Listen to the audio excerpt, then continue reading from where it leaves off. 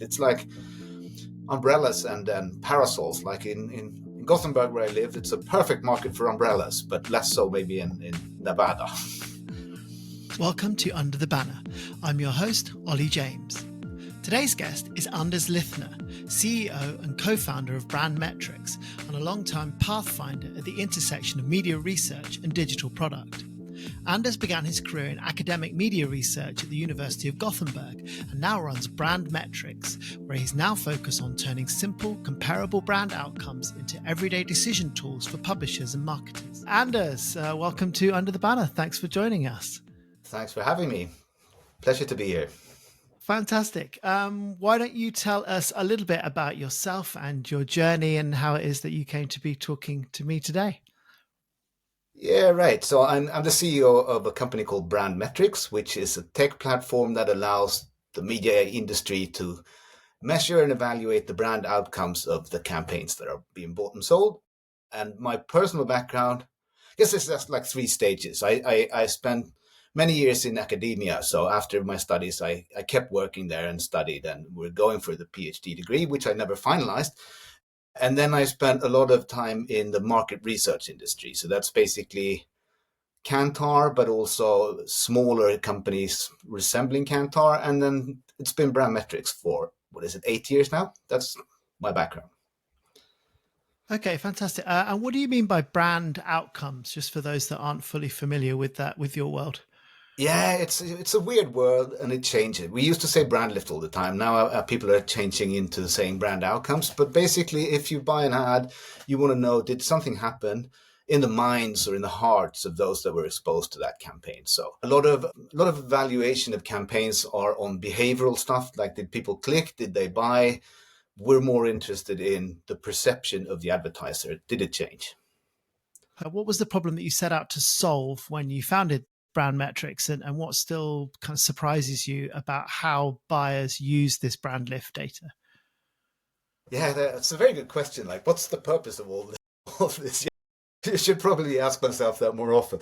Now, but I think when we founded Brand Metrics, we were looking at a digital advertisement environment where there was a big piece missing. At least that's my view on things, that if you invest money into advertisement, there will automatically be a lot of data about the delivery of that campaign, like the number of impressions, maybe some frequency data, viewability data that tells you that the campaign you bought did actually happen, the delivery of it. And then as an advertiser, of course, you have in your own data, like the business outcomes. You can, ideally anyway, you create more demand, maybe decreased price sensitivity, and you get some sales from investing in advertisement. But the only thing, at least back then, the only scaled thing that connected this campaign delivery to business outcomes or business performance was just the click-through data. And everybody knew back then too, that a lot of the consumption, the majority of the consumption, I'd say, in this world is happening with trusted brands, influenced by advertisement and marketing, but not through people clicking on ads. That's not how consumption happened. So we set out to create this technology that would provide that link between investing in a campaign and having business outcomes. We've been pretty successful in doing that. At least we've measured more than 50,000 campaigns with the exact same methodology and the same 4 metrics every time.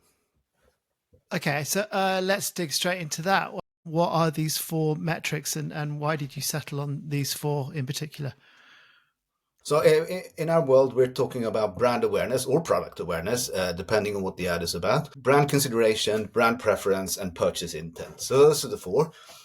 I'd say it's more 3 dimensions in there. That the first dimension is the cognitive one. Do people know that this exists? And every brand has that same challenge, that there's potential customers out there that don't even know that this exists. And then the second layer is more attitudinal or emotional. Do people like this brand? And that's, in our world, that's brand consideration and preference. Do people have consideration or preference towards this brand? And the last bit is intent. Do people intend to buy it or become customers? And then out of our scope is, of course, did they then act and buy? And that's just with the advertiser. But that's the reason for our 4 metrics. It's like a funnel. And is that how heavily weighted are these metrics towards the final one, which is the outcome? And I'm asking, obviously, back from my days at Trade Doubler, we were always looking at the cost per action. Everything in the affiliate world is all about this end game, and it's actually very difficult then to attribute that sale. Well, it certainly is. It's harder than it was back in those days. It's just becoming harder and harder. Too.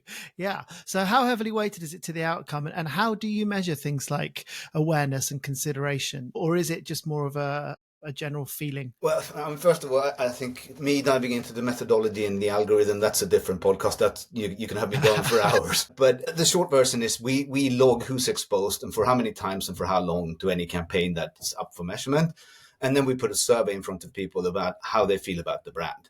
And then we can link that so we can see, is more exposure leading to more awareness, more preference, more intent, and turn that into, this is the overall effect of this campaign. So that's the basic methodology.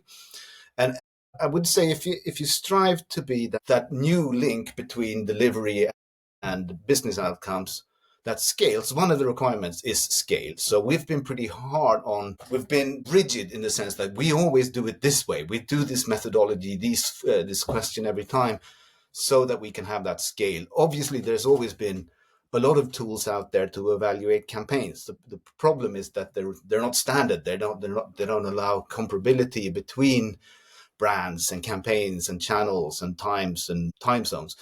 So we do it that way. The other requirement, which is equally important, is quality. So we've spent a lot of time trying to create the best algorithm to identify the weak effect that advertisement is. It is a weak effect, which means we often see uplifts in purchase intent around 2 percentage points, and the advertiser would say that actually equals the number of extra sold units I have. So we are generally providing lower lifts than a lot of the vendors that are doing the simplified stuff, which is more, you can send an email to an internet panel, which are incentivized by Amazon gift cards, and say, did you see this ad? And did you like this brand? And that, the people involved can have a meeting around it. It's a reason to speak. It tells you that the people that are filling in questionnaires in panels, at least they are more likely to see ads if they like the brand and vice versa. But it doesn't have the quality to become a metric. So we've spent a lot of time trying to really turn this into a metric, which also means that the uplifts are a bit smaller and more realistic. Put one ad in front of one person one time, and there's not going to be a massive attitudinal change. No. And does it work particularly well for certain types of brands, certain types of industry? Is it easier and more relevant to track an automotive campaign versus an FMCG versus toothpaste, for example? Oh, no, I wouldn't say so, but you'd easily see that different metrics are different for different brands. So if we run a brand lift measurement of IKEA in Sweden, there will be no uplift in awareness because it's already 100. This is the way of IKEA. Exactly. But there might be an uplift in preference or intent. But if you're a challenger brand in the same industry, you might have an uplift in awareness, which is a good start if you're taking on IKEA in Sweden. Yeah. So you have different metrics playing out differently depending on what kind of brand you are. But the methodology works equally well for all kinds of industries, I would say. Fantastic. So we're talking about attention and outcomes in a certain degree, and I wonder what do you think the fairest use of attention data is today? Is it in optimization or planning or sort of some kind of post-click explanation or sales? Where does it? Are there any places where it doesn't help? Yeah, well, I think it helps in all of those. We're not an attention company. We partner specifically with Lumen, but we talk a lot about attention, and then we are the outcomes part of it. So there's a lot of interesting analysis you can do on it. I think very often especially if you talk to a CMO and ask them, how did the campaign work? They have a feeling like it really worked or it didn't really work.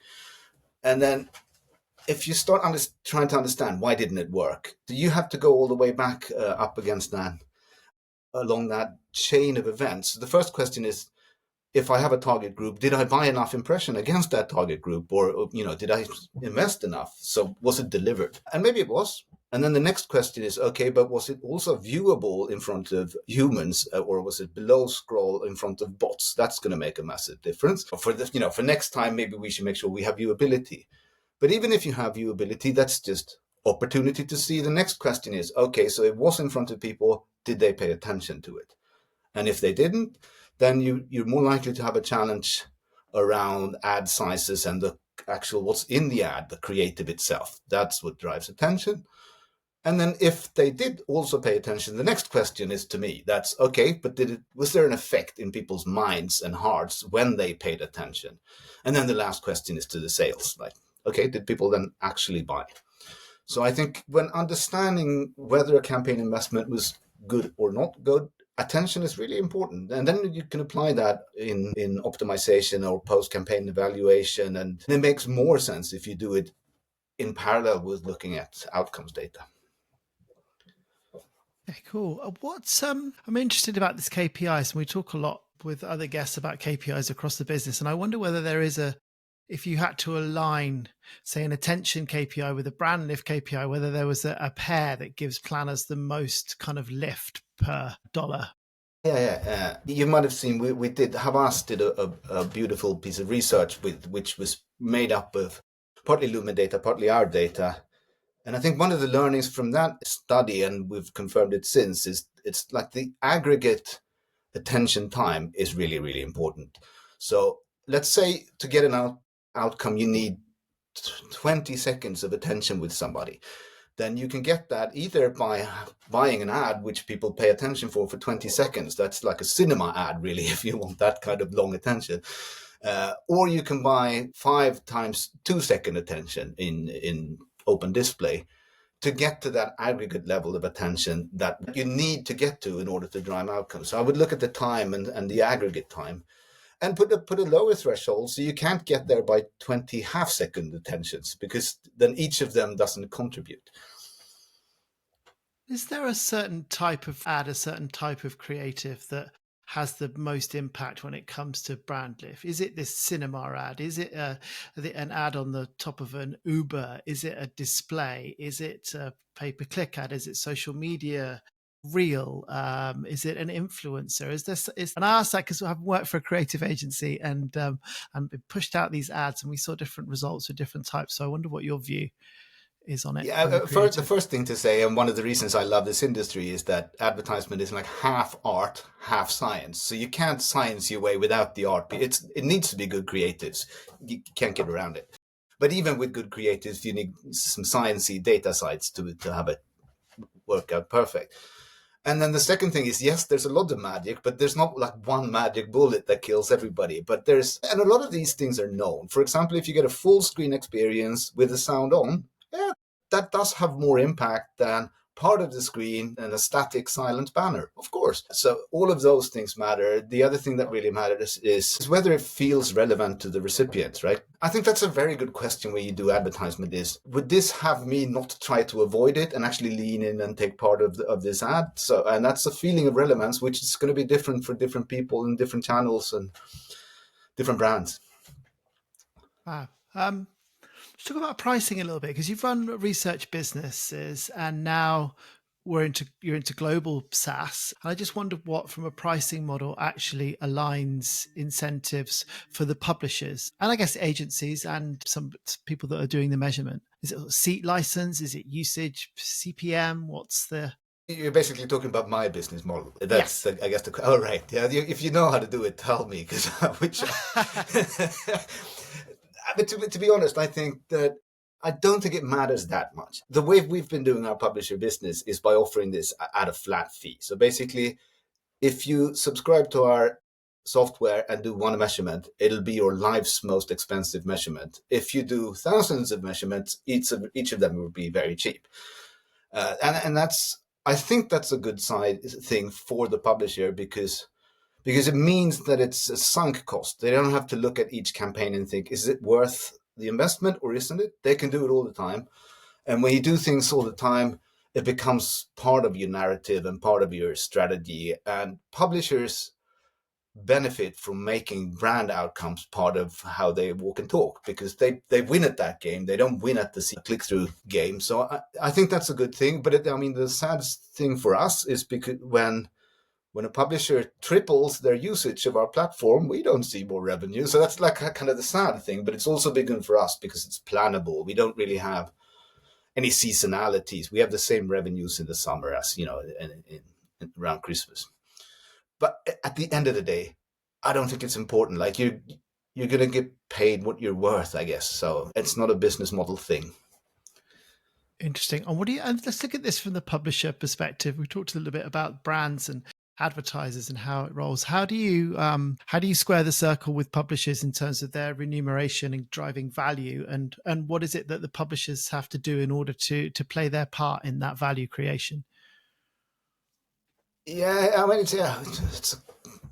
there's many layers to that question, but I think we if you start using a platform like ours and then you start measuring brand outcomes on a lot of campaigns, there's like a learning happening. It's interesting. We can see in our data that the more usage the publisher have of our platform, the higher is their brand lift, which is interesting. But our take on this is it's because they have all this data, they start learning what to recommend. Like, oh, this is your objective, then you should buy these products, or you should have this frequency, or the time should be 2 weeks, not just 1 week.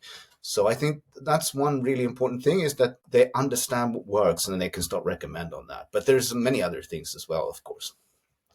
Yeah, I was asking. I always end up having conversations with publishers when it comes down to their revenue and the threat that they produce, the threat that they're under with the chat GPTs, the LLMs, the AI stealing their revenue, and people taking bidstream data and monetizing that with the publishers. So I always I wonder about publishers and their future and how they survive, and what the future looks like for them, and how we make life fairer for them. So.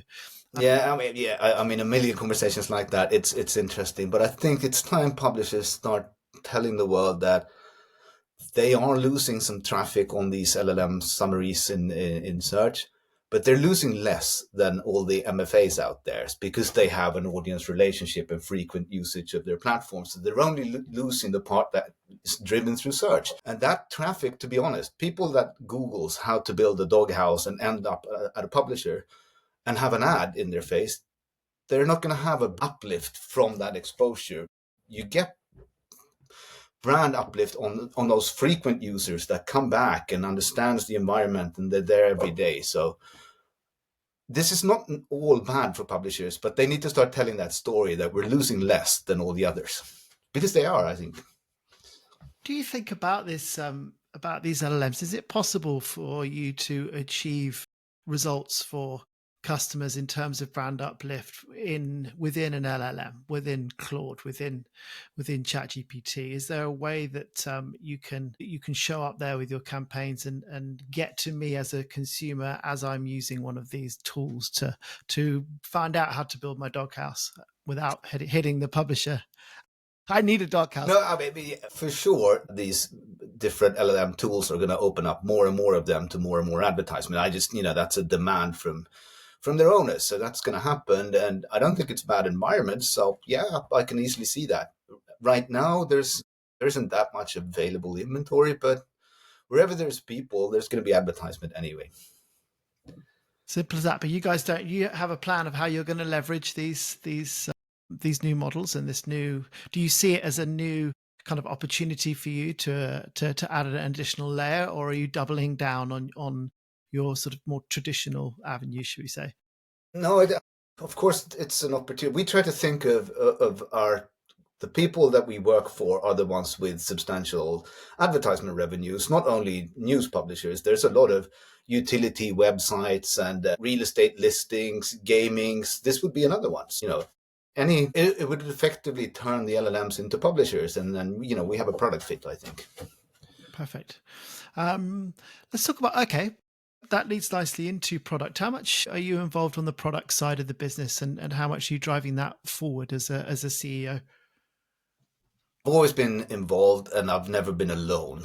It's always been, any decision has been a decision of a team. I'm still involved, but we have a brilliant product team that take the day-to-day decisions.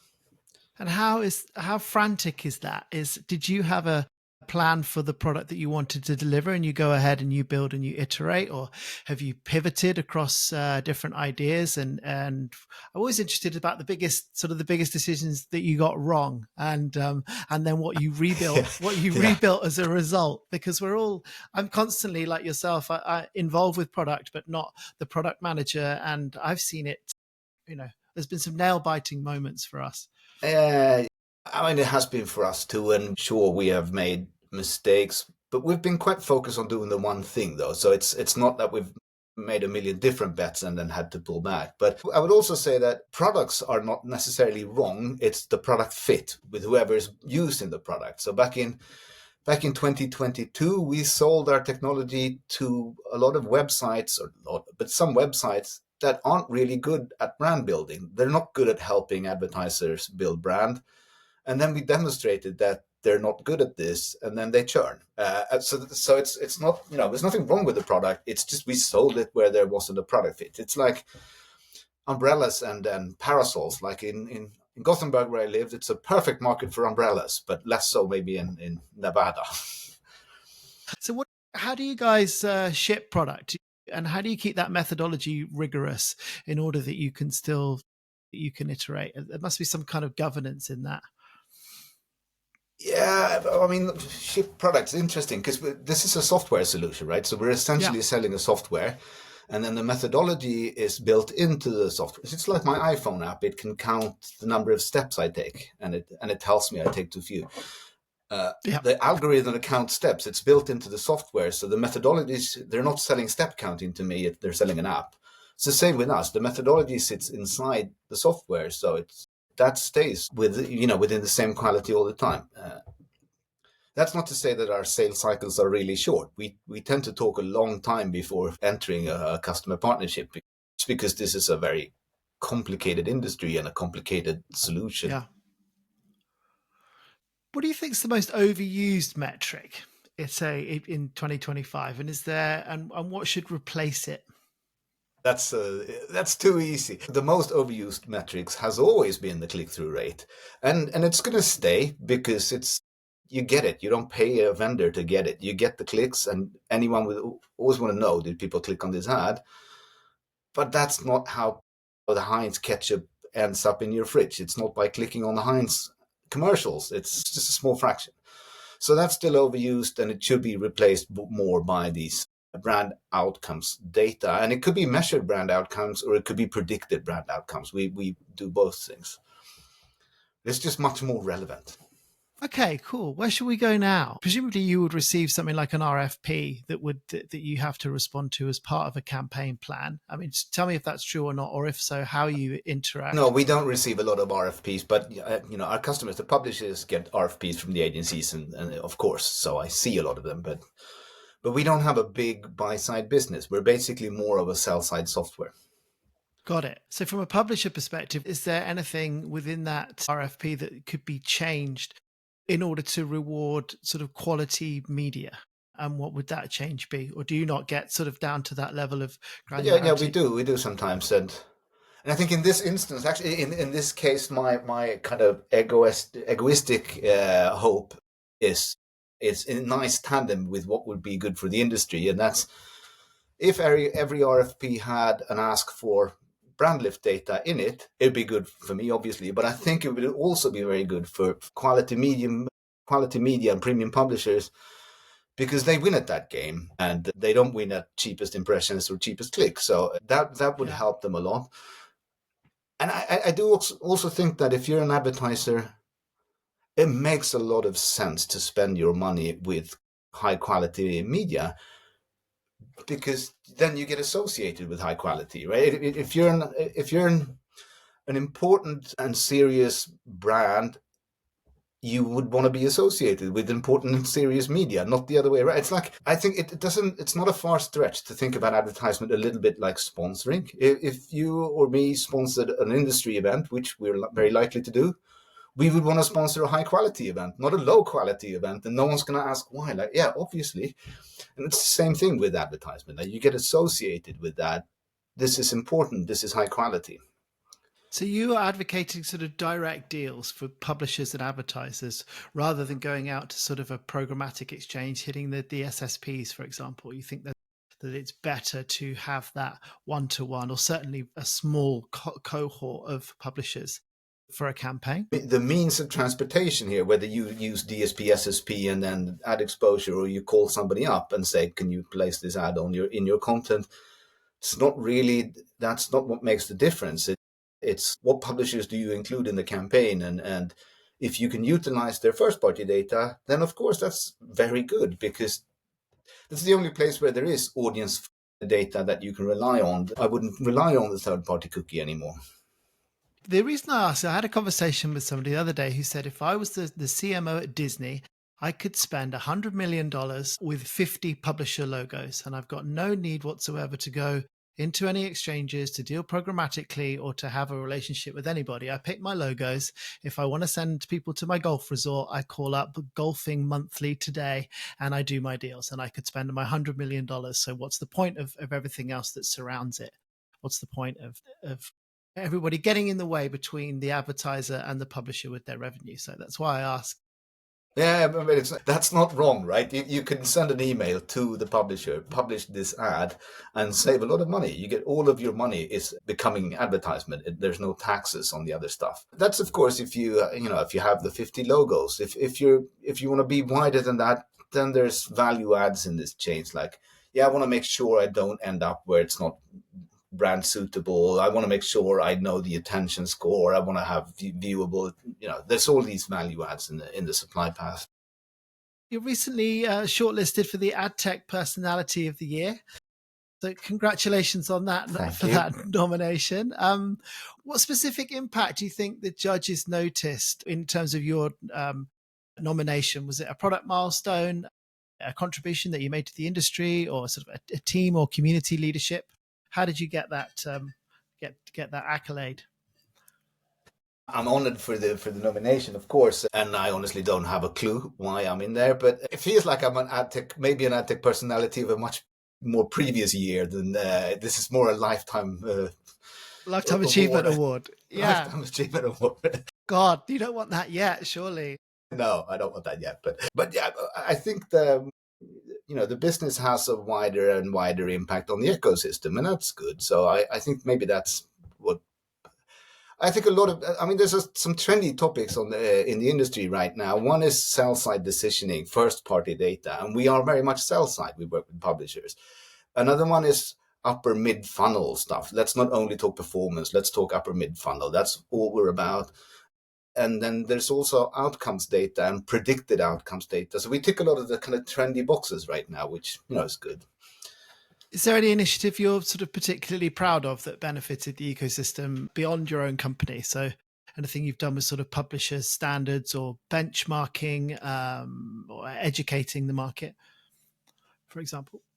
I try to be active in all the industry bodies and in the conversations going on. I'm also still kind of active in the media research community. So I think, but it's almost like the other way around, that brand metrics comes out of a lot of people caring for quality media and journalism. That's the whole reason why this started in the first place. And I think the impact we're having is also that. It's almost like if you think of optimization as something good, in Adtech, optimization means stop doing what isn't working, and then you've done a lot of optimizations already. But you've also kind of saying democracy while doing it, because then money comes to journalism. So I think we play a part in that whole game. And what change would you use? What change would you like to bring about to use this platform of this accolade in 2026? Is it something around attention linking to outcomes, or simpler measurement, or publisher sustainability? What if you had your flag to stand behind? What would it be for 2026? Right. Yeah. I guess all of that. And I think one thing right now, which I find kind of interesting, is this pendulum of for publishers. Do we have subscription revenues or do we have ad revenues? And right now, I think there's a fruitful conversation, which is more, okay, we're losing some of that traffic due to the LLMs. So maybe we need to start thinking more in a platform metaphor, that this is a destination where people come, they log in, we know lots of things about them, and then therefore we can do good ads, but then we also need to do good ads and not, we can't dress up the whole place like a Christmas tree. So I think that whole starting to see subscription and advertisement as part of the same problem, not two different problems, is something I'd lean into. I do believe that that's a very good thing. And you think, is there a fight coming? Is there a big battle coming between the publishers and the LLMs? And you think that quality, putting a quality ad up is one of the biggest weapons that publishers could use in that battle? And what are the other things that publishers can do? I'm just interested in this. I'm worried about these LLMs and their impact on publisher revenue. Yeah, and we should be worried, of course. I mean, and the impact is already there. And then we haven't even mentioned the next one, and that's when we start outsourcing our consumptions to AI agents. So you have your AI agent go and buy toilet paper, and that agent is not going to look at ads at all. That's the next level of AI threat against the industry. But I do worry. I think there will be some kind of fight, but there's a couple of things that publishers do that can't really be replaced. Like, what were the decisions made in the municipality meeting yesterday? Well, send a reporter, take some note, and then tell the world this is what happened yesterday. That kind of just regular news reporting can't really be replaced, because you need somebody to go there and say, okay, whatever it is. So the journalists themselves will be the savior of publishers, in that they are down on the ground reporting, putting a microphone in front of a politician or a business person's face and asking the questions and reporting and recording what is going on, and that's their shield, I guess. That's the reason why you come back every day, is to take part of that. If I just wanted opinions of a lot of people working at the media, I can get that in the walled gardens, people's opinions, but I need to pay salaries to people to get proper content. That's actually the same also with film, like, or whatever content you have, unless you have people professionally creating it, it's going to be different, right? Yeah. Interesting. Well, it'll be interesting to see how that all develops, and I hope that the publisher. I was told by someone at Cannes that we were going to lose. All publishers were going to be overtaken and replaced with AI, and I had the similar argument that you've just given there about journalists. So I think that there is a future and a hope, and it's great. Yeah. Also, I remember a workshop in 1996 when people laughed at me when I said I think it'll survive past year 2000, because everybody was sure all the publishers would be gone by 2000. In 1996, and they're still around, so who knows. But we've been talking a lot about LLMs and AI, and I just wondered whether we can have an AI predict the brand lift. And sadly and happily, yes, we can. So we have this vast data. Others are doing the same, I guess, with a lot of data. But we have more than 10 million people having answered our little survey, same survey. And then we know things about the brand and the campaign and the creatives and their answer and the frequency cappings and the formats and the placements, blah, blah, blah.